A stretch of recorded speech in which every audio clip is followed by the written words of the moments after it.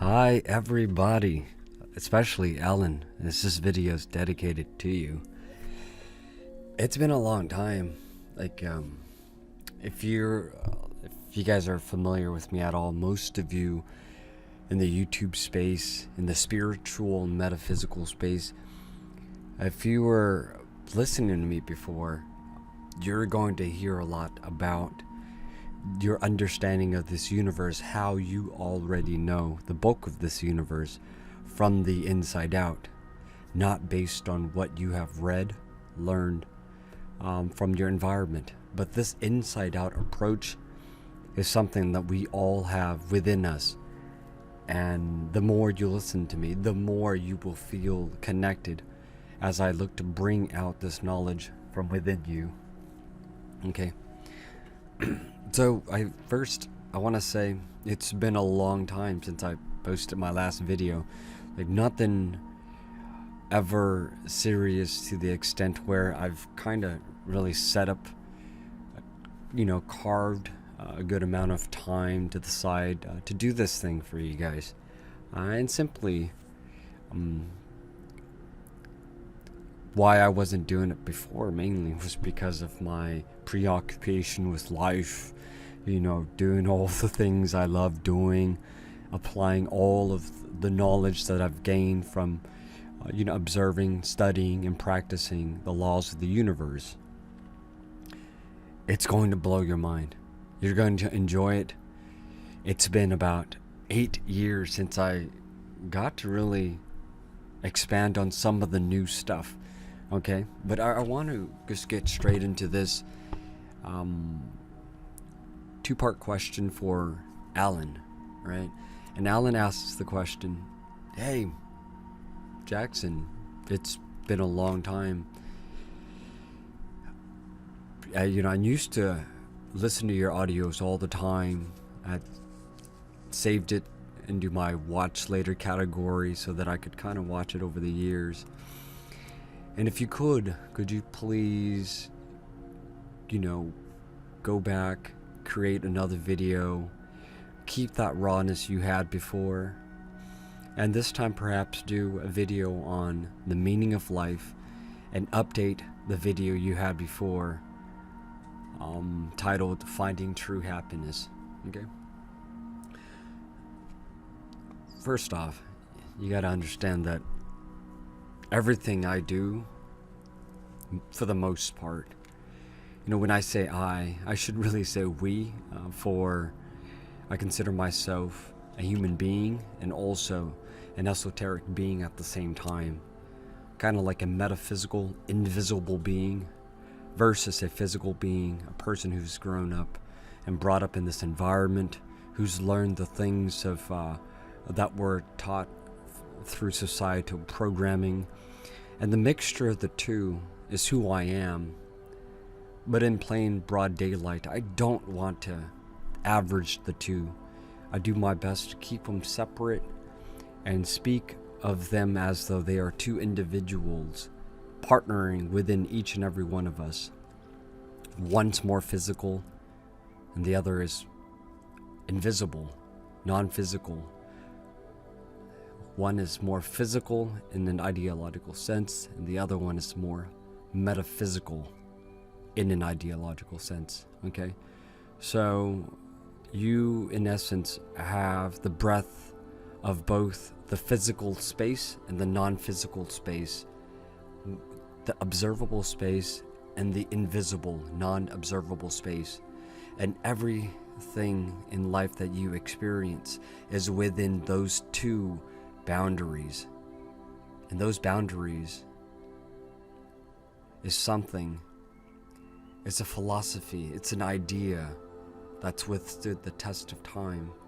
And we call that boundary the yin and the yang. And the philosophy of the yin and the yang essentially is the philosophy that represents the entirety of all philosophies. It is the parent of all philosophies. It is the beginning of all philosophies. And when I say philosophies, want to interpret that as also the sciences of life, for all sciences are under one umbrella of one science, and that is the universal sciences of the universe. And it is true, and it's the same in terms of, in a philosophical sense, that one philosophy could be the parent philosophy of all philosophies, and that philosophy is the yin and yang. If you were to compare it to colors, that would be the black and white.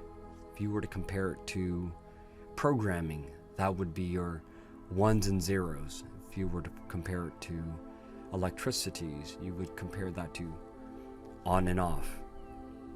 If you were to compare it to, you know where, you know what I mean by that, okay? So I'm going to do my best to interpret and translate everything, or decode, depending on how you see it, from the perspective of the most rudimentary, even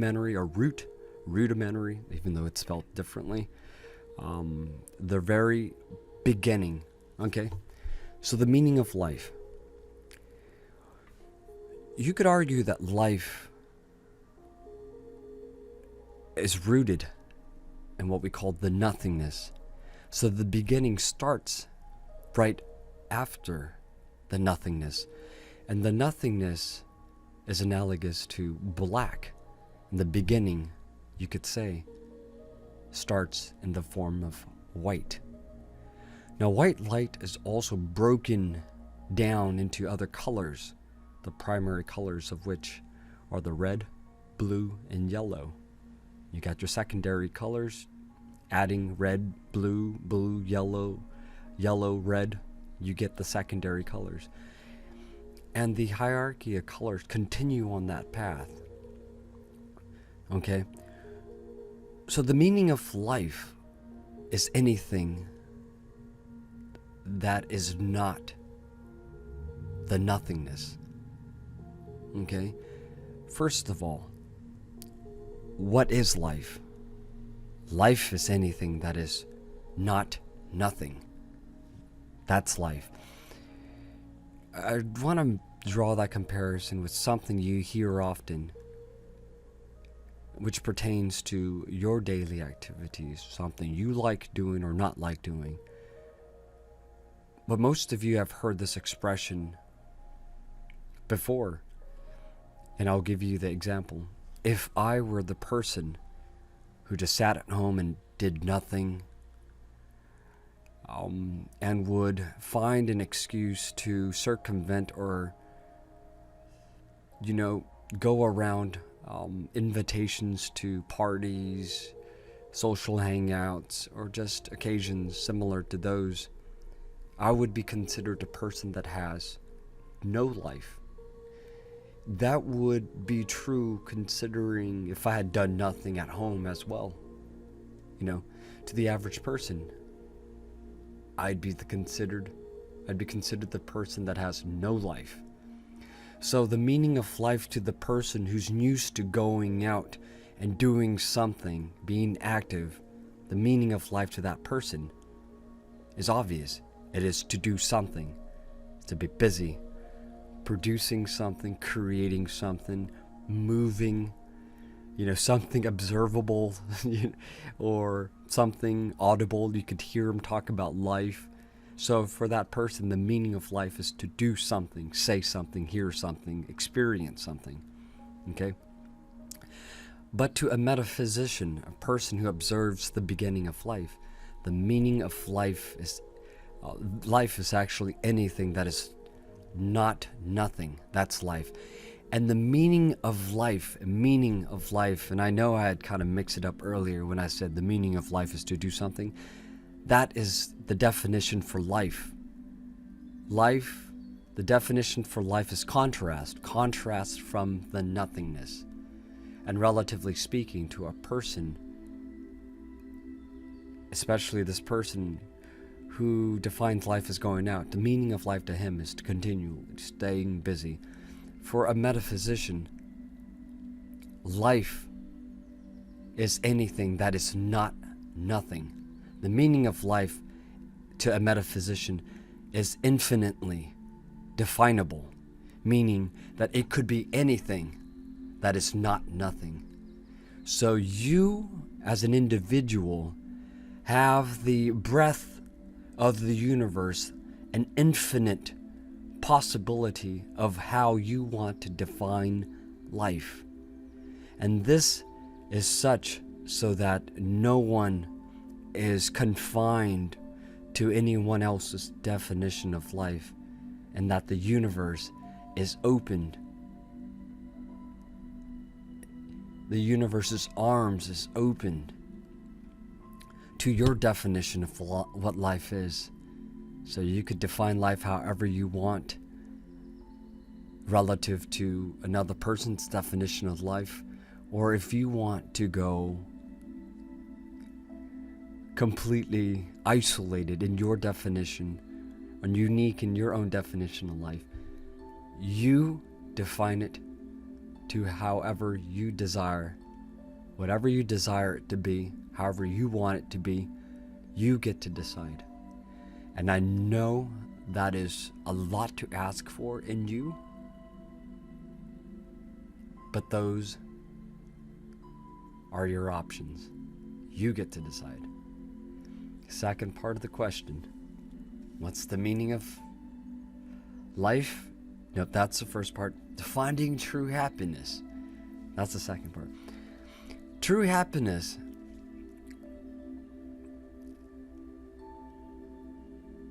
is, again, completely defined by you. Completely defined by you. What brings you joy today may not bring you joy the following year. May not bring you joy the year after that. Might not even bring you joy the following day.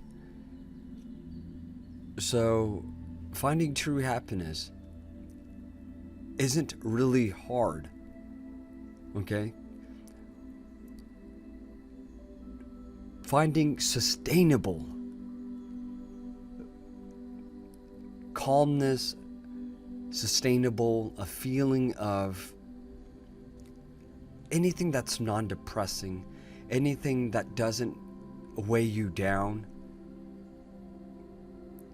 The most sustainable form of that, you'll be surprised, because sometimes being happy doesn't necessarily mean it's the only good feeling.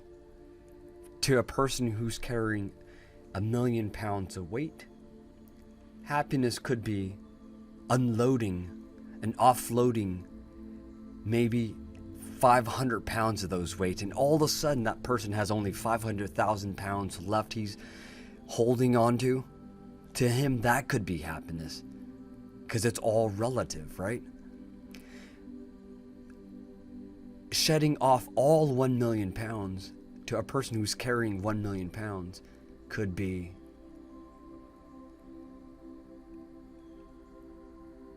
a 1,000,000 miles worth of happiness.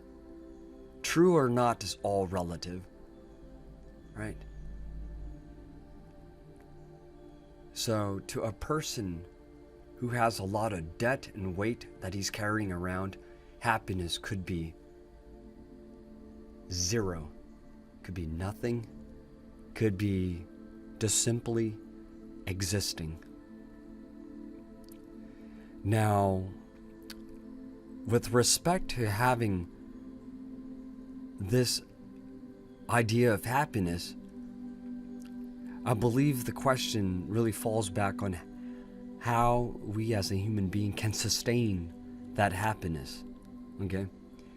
From the perspective of the yin and the yang, from a metaphysical perspective, we always observe the pendulum, for the pendulum expresses a principle that is always existing, that is perpetual,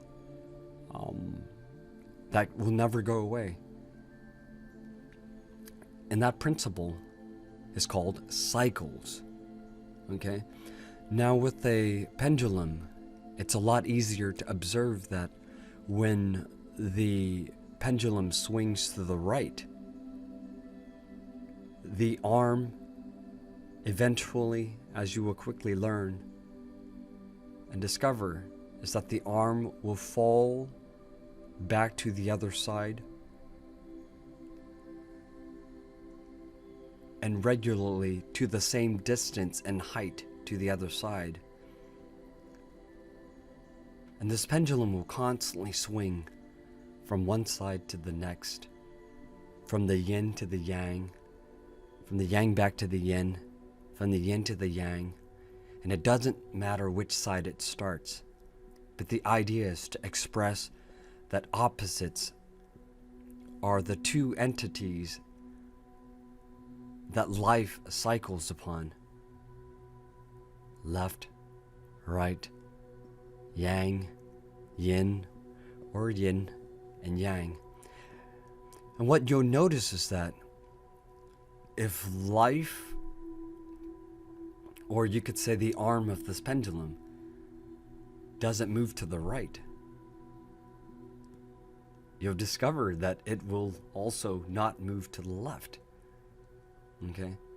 Now in this space, right in the middle, could be deemed incredibly boring to the average person who's used to activities, who's used to doing something, observing something, feeling something, whether it's emotions, whether it's elation, joys, sorrows, depression, extreme bliss, is incredibly boring. This space, for those who's tired of all of those noises and doing something, as you as a human being may have experienced all there is to life, this place is regarded as nirvana and bliss. And that's exactly why sometimes you'd hear people, certain types of people, saying things such as, I would rather do nothing. I want to sit at home and do nothing. I don't want to hear anything. I don't want to see anybody.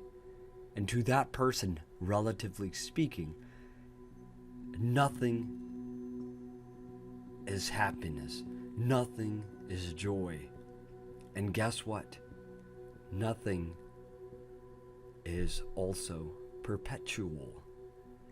Meaning, you can tap into it anytime you want. Anytime you want. Whether it's sitting there in silence for 3 seconds, laying down on your back, telling yourself to let go of all feelings in your feet, your fingers, your brain, your back, any place that you find tension. Learn to communicate with that space within your body so that it can learn how to let go. And you do this by telling it to let go. Knee, just let go and relax. Arms, let go and relax. That pain in your back, let go and relax. Sometimes that pain doesn't want to go away. You do the opposite. You tell it, pain, hang around for as long as you want. There's a purpose for you. I don't understand it. I no longer want to push you away or fight you as though you have no purpose in my life. You're obviously here for a reason. Stick around. Serve your purpose. Do you.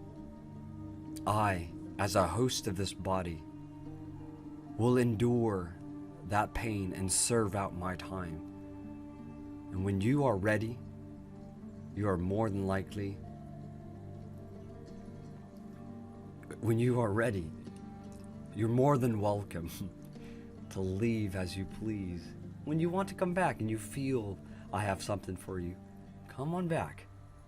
Come on back. But for now, you are welcome. You will always be welcome. not for now, but you will always be welcome. For you have a purpose in my life that I do not understand, and I will stick around to do my best to understand, so that eventually you and I will find a point where we both have served out our purpose. Okay? So for a person who's done it all, happiness could mean nothing.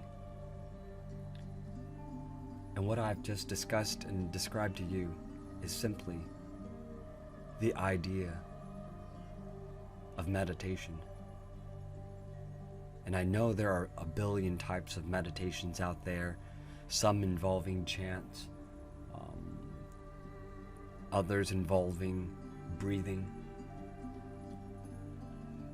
I just want to express that to me, they are all meditation, but the most primal, the beginning of all meditation, is this idea called the nothingness. No breath, no sounds, no feelings. Okay? So, happiness is infinite. You can define it any way you want. It's relative. It's relative to you as a human being. Okay? And I'll give you an example of how I keep myself happy. If I find that food makes me happy as an individual, I'll pursue eating more food, different types of food. Perhaps I'll go to the extent of cooking, discovering new types of recipes, and I'll get to the point where I'll create a restaurant, and now my happiness could have transformed, my idea of happiness could transform to something as simple as wanting to host other people, bringing joys into their lives. So your happiness will always adapt. I don't want to say evolve, because when I say the word evolve, you're playing into the idea that evolution is a real thing. But what human beings do is that we adapt. We always will adapt. And the idea of evolution pretty much states that the spirit of the human mind and the human existence is always to expand, evolve, be smarter, which isn't true. Because when you express this and spread this as an ideology, as a principle of life, you also would have to regard the opposite as also true, which is de-evolution. Because as human beings goes into this life, and we, as a young kid, you can kind of tell we get stronger, we become more knowledgeable, our observations more keen, our sense of vision, everything becomes more keen, our critical thinking becomes more intelligent, so on and so forth.